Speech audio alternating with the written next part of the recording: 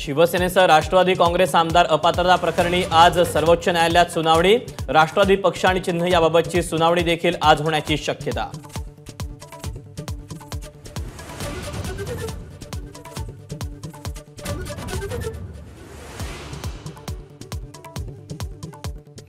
मराठा ठोक मोर्चाचे कार्यकर्ते आक्रमक। उपमुख्यमंत्री देवेंद्र फडणवीस आणि शरद पवारांच्या निवासस्थानाबाहेर जवाब दो आंदोलन करणार।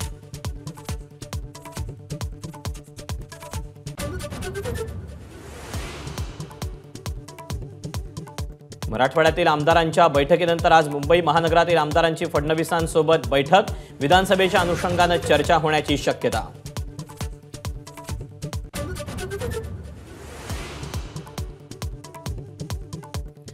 उद्धव ठाकरे आजपासून 3 दिवस दिल्ली दौऱ्यावर। उद्धव ठाकरे इंडिया आघाडीतल्या महत्त्वाच्या नेत्यांच्या घेणार भेटी। सोनिया गांधी खरगेंना ठाकरे भेटणार।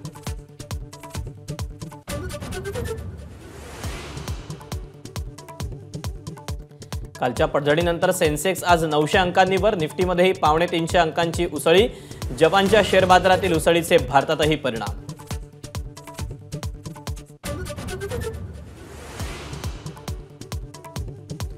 पुण्यात झिकाचा धोका वाढला। शहरात 26 गर्भवतींसह 66 रुग्ण। झिका बाधितांच्या संपर्कात आलेल्यांची होणार तपासणी।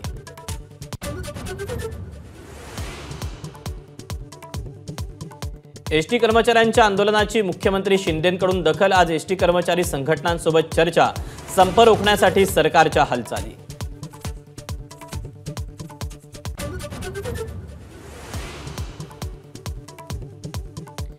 मराठवाड्यातील इनाम जमिनीची वर्गवारी बदलण्यास विश्व हिंदू परिषदेचा विरोध। मंदिर आणि मठ परावलंबी होण्याची शक्यता असल्याचं विहिंपचं मत।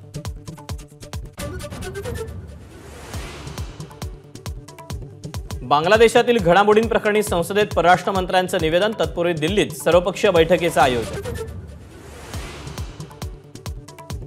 बांगलादेश प्रकरणी थोड्याच वेळात सर्वपक्षीय बैठक। अधिवेशनाचं कामकाज सुरू होण्याआधी सरकारनं बोलावली बैठक। बैठकीनंतर संसदेत सरकार निवेदन करणार।